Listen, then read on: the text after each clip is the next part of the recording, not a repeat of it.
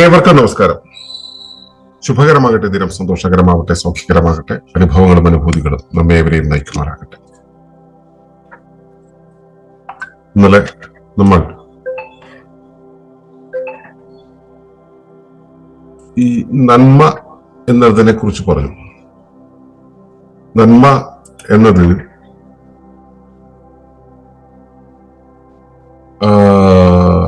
നല്ലത് മാത്രമുള്ള ഒരു സമൂഹം എന്നുള്ളത് നിലനിൽക്കില്ല എന്ന് ആണ് നമ്മൾ ഇന്നലെ സംസാരിച്ചത്. അപ്പോൾ നല്ലതായിരിക്കുക എന്ന ഒരു കാര്യമുണ്ടല്ലോ, അത് തെറ്റാണോ എന്നുള്ളൊരു ഒരു ആലോചനയുണ്ട്. തെറ്റല്ല, ശരിയാണ്. അത് എങ്ങനെയാണ് നമ്മൾ എടുക്കേണ്ടത് എന്നതിനെ കുറിച്ചാണ് ഇന്നത്തെ വിചാരം. അതിനെക്കുറിച്ച് പറയുന്നത് ഇവിടെ എങ്ങനെയാണ്: being well is a biological need, being only good is a logical hypothesis. നന്നായിരിക്കുക എന്നത് ജൈവകൽപ്പനയാണ്, നല്ലത് മാത്രമായിരിക്കുക എന്നത് ആണവമല്ലവത്രേ. നന്നായിരിക്കുക എന്നത് ജൈവകൽപ്പനയാണ്, നല്ലത് മാത്രമായിരിക്കുക എന്നത് ആണവമല്ലവത്രേ. അതാണ് ഇന്ന് പറയാനുള്ളത്.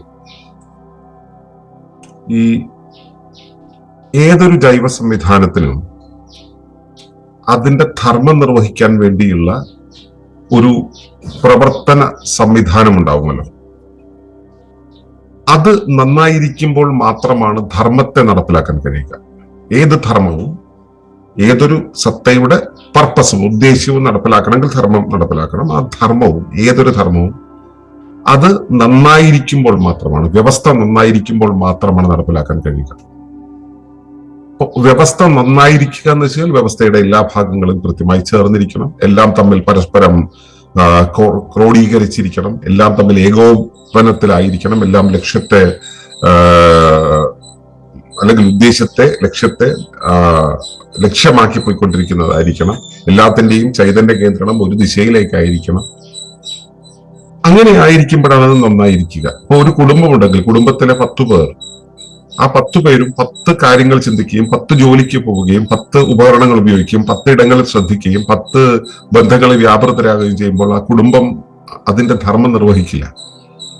കുടുംബത്തിൽ എല്ലാവരും ചേർന്ന് ഒരു വഴിക്ക് പോകുമ്പോൾ മാത്രമാണ്, ഒരു ദിശയിലേക്ക് പോകുമ്പോൾ മാത്രമാണ്, ഒരു കാര്യത്തിൽ ഫോക്കസ് ആകുമ്പോൾ മാത്രമാണ് ആ ധർമ്മം മുൻപോട്ട് പോവുക.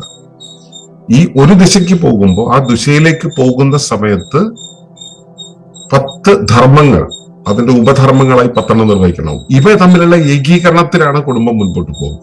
ഏതൊരു വ്യവസ്ഥയും അങ്ങനെ തന്നെയാണ്. 10 പേർക്കും 10 ധർമ്മമായിരിക്കും ഉണ്ടാവുക. ആ 10 ധർമ്മങ്ങളും ഏകോപിപ്പിച്ച് ഒരുമിച്ച് ഒരു ലക്ഷ്യത്തിലേക്ക് പോകുമ്പോൾ മാത്രമാണ് അത് മുൻപോട്ട് പോവുക. ഈ 10 പേർക്കും 10 ബന്ധങ്ങൾ, 10 വഴികൾ ഒക്കെ ആകാം, അതിന് തെറ്റൊന്നുമില്ല. പക്ഷെ അവയുടെ ഏകീകരണം എന്നുള്ള ഒരു കാര്യത്തിൽ വരുന്ന സമയത്ത് ഇത് ഒരു പൊതുവേദിയിലേക്ക് എത്തണം. രാവിലെ കുടുംബത്തിൽ നിന്ന് ഇറങ്ങുമ്പോൾ വൈകിട്ട് കുടുംബത്തിലേക്ക് എത്തുന്നു. കല്യാണ ചടങ്ങുകൾക്കും മറ്റേ പേരിടൽ കർമ്മത്തിനും നമ്മൾ ഒരുമിച്ച് കൂടുന്നു എന്നുള്ളതല്ല കുടുംബം. കുടുംബത്തിന് ഒരു പൊതു ഒഴുക്കുണ്ട്. ആ ഒഴുക്കിലേക്ക് എല്ലാവരും കോൺട്രിബ്യൂട്ട് ചെയ്ത് മുൻപോട്ട് പോകുന്ന സമയത്താണ്, എല്ലാവരും ആ പൊതുധർമ്മത്തിലേക്ക് വരുമ്പോഴാണ് അത് നന്നായിട്ട് വരിക. അങ്ങനെ ആയിരിക്കുന്നതാണ് ഈ നന്നായിരിക്കുക എന്നുള്ളത്. നമ്മുടെ ശരീരത്തിന്റെ അവയവങ്ങളെല്ലാം ക്രോഡീകരിച്ച് ഏകീകരിച്ച് വർക്ക് ചെയ്യുമ്പോഴാണ് അത് ആരോഗ്യത്തോടെ ഇരിക്കുക. അപ്പോഴാണ് ശരീരത്തിന്റെ ധർമ്മം നിർവഹിക്കാൻ കഴിയുക. അപ്പോ ഇത്തരത്തിൽ ഈ നന്നായിരിക്കുക എന്നുള്ളത്, നല്ല രീതിയിലായിരിക്കുക എന്നുള്ളത് ഒരു ജൈവകൽപ്പനയാണ്. ജീവൻ ആവശ്യപ്പെടുന്ന കാര്യമാണ്, ജീവൻ നടപ്പിലാക്കുന്ന കാര്യമാണ്, ജീവന്റെ ഭാവനയിലുള്ളതാണ്. ആ ഭാവനയ്ക്കനുസരിച്ചാണ് അത് പ്രത്യാശാപൂർണമായ ജീവിതത്തിലേക്ക് മുൻപോട്ട് പോയിക്കൊണ്ടേയിരിക്കുന്നത്. പക്ഷെ അതിനിടയിൽ ഈ നല്ലത് മാത്രമായിരിക്കുക എന്നൊരു കാര്യമുണ്ടല്ലോ. ഞാൻ നല്ലതാണ്, ഞാൻ നല്ലവനാണ്. നമ്മുടെ നാട്ടുനടപ്പനുസരിച്ച് കാര്യമാണ്. ഞാൻ നല്ലതല്ല എന്നുള്ളത് എല്ലാവർക്കും അറിയാം. ഞാൻ എന്നുള്ളത് നല്ലതല്ല എന്ന്. കാരണം എന്റെ കയ്യിലുള്ള അപാകങ്ങളെല്ലാം മനസ്സിലാക്കിയിട്ടുള്ള ഒരേ ഒരു വ്യക്തി ഞാനാണ്. അപ്പൊ അതുകൊണ്ട് ഞാൻ നല്ലതല്ല എന്ന് എല്ലാവർക്കും അറിയാം.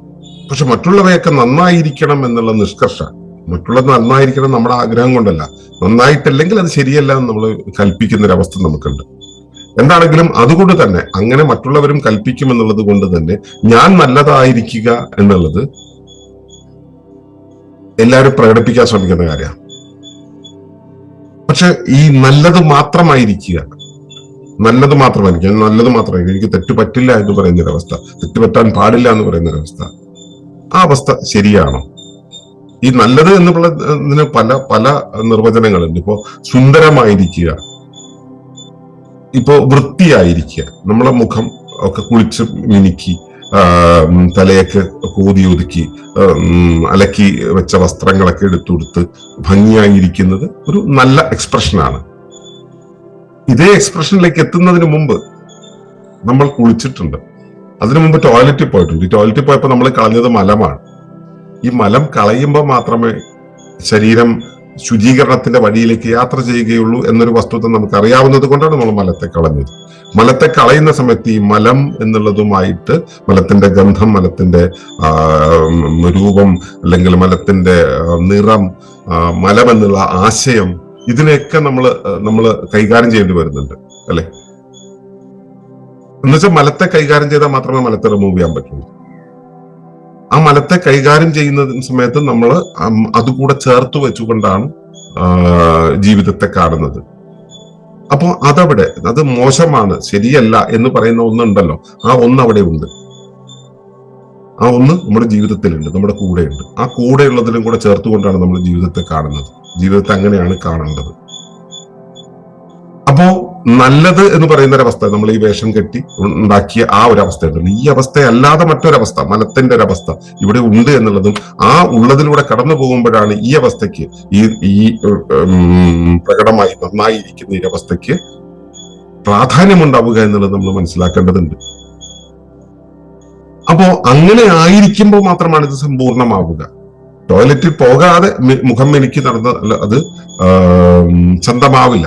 ജീവിതത്തിലെ ആ ശുചീകരണ പ്രക്രിയയിലൂടെ കടന്നു പോകുമ്പോൾ, ജീവിതത്തെ വൃത്തിയാക്കുമ്പോൾ ഒക്കെയാണ് ജീവിതം നന്നായിരിക്കുക. ചൂലില്ലാതെ ഒരു വീട് ഭംഗിയാവില്ല. ചൂല് വീടിന്റെ മുമ്പിൽ കൊണ്ട് ആരും വെക്കാറില്ല. കാരണം അത് അശ്രീകരമാണെന്നാണ് പറയുക. ശ്രീയില്ലാത്ത ഒരവസ്ഥയാണെന്ന് പറയാം, ഐശ്വര്യമില്ലാത്തൊരവസ്ഥയാണെന്ന് പറയാം. ആ ഐശ്വര്യമില്ലായ്ക എന്ന് പറയുന്ന ഒരവസ്ഥയുടെ കർത്താവായ ഈ ചൂലെന്ന് പറയുന്ന സാധനമില്ലാതെ ഒരു വീട് ഉണ്ടാകുമോ? ഒരു വീട് വൃത്തിയാകുമോ? ഇല്ല. മലം ഇല്ലാതെ അത് ശുചീകരിക്കപ്പെടുമോ? ഇല്ല. അപ്പോ ഈ അശ്രീകരം എന്ന് പറയുന്ന കാര്യങ്ങളും കൂടെ ചേർന്ന് കൊണ്ടാണ് ശ്രീ ഉണ്ടാകുന്നത്, വിശുദ്ധി ഉണ്ടാവുന്നത്, ഐശ്വര്യം ഉണ്ടാവുന്നത്, ലക്ഷ്മി ഉണ്ടാകുന്നത് അല്ലെ, വൃത്തി ഉണ്ടാവുന്നത്, സൗന്ദര്യം ഉണ്ടാകുന്നതൊക്കെ അതല്ലാത്ത മറ്റൊന്ന് കൂടെ ഉള്ളപ്പോഴാണ്. അതുവഴിയാണ് ഇതിലേക്ക് എത്തുന്നത്, അതിനെ അപേക്ഷിച്ചുകൊണ്ടാണ് ഇതിലേക്ക് എത്തുന്നത്. അപ്പോ നല്ലത് മാത്രമായിരിക്കുക എന്നുള്ളൊരവസ്ഥ, ഞാൻ നല്ലത് മാത്രമായിരിക്കണം എന്ന് പറയുന്നത് അതൊരു അജ്ഞതയാണ്. അങ്ങനെയൊന്നും ഇല്ല, അങ്ങനെയൊന്നും ഉണ്ടാകാൻ കഴിയില്ല. ഇനി അങ്ങനെ ആരെങ്കിലും കൊണ്ടു നടക്കുന്നുണ്ടെങ്കിൽ, ഞാൻ നല്ലതാണ് എന്ന ഭാവത്തിൽ കൊണ്ടു നടക്കുന്നുണ്ടെങ്കിൽ, അവരുടെ അകത്ത് ഈ നല്ലതാക്കാൻ വേണ്ടി അവർ ശ്രമിക്കുന്ന സമയത്ത് അവരുടെ അകത്ത് ഈ മലം എന്നുള്ളത് ഹൈഡ് ചെയ്ത് പൊതിഞ്ഞു വെക്കപ്പെട്ടിട്ടുണ്ട്. ഇപ്പൊ നമ്മള് മനുഷ്യര് മലത്തെ ഈ സെപ്റ്റിക് ടാങ്ക് കക്കൂസുകളിൽ സൂക്ഷിക്കുന്നുണ്ടല്ലോ, അതുപോലെ നമ്മൾ നമ്മുടെ മലത്തെ എന്തിനകത്ത് പൊതിഞ്ഞു സൂക്ഷിക്കുന്നുണ്ട്. ആ പൊതിഞ്ഞ മലത്തെയാണ് സത്യത്തിലെ ആണവമലം എന്ന് പറയുക. പൊതിഞ്ഞ മലത്തെ അല്ല ആണവമലം എന്ന് പറയാം. ആണവമലം എന്ന് പറയുന്നത് ഞാൻ നല്ലതാണ് എന്ന അഹങ്കാരത്തെയാണ്.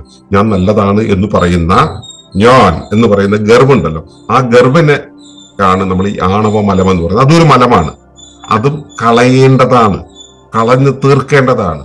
പക്ഷെ അതിലൂടെ നമ്മൾ കടന്നു പോകണം. കാരണം ഞാനെ അറിഞ്ഞാൽ, ഞാനെന്നതിനെ അറിയുകയും ഞാനെന്നതിനെ കൈകാര്യം ചെയ്യുമ്പോൾ മാത്രമേ അത് ഇറങ്ങി പോവുകയുള്ളൂ.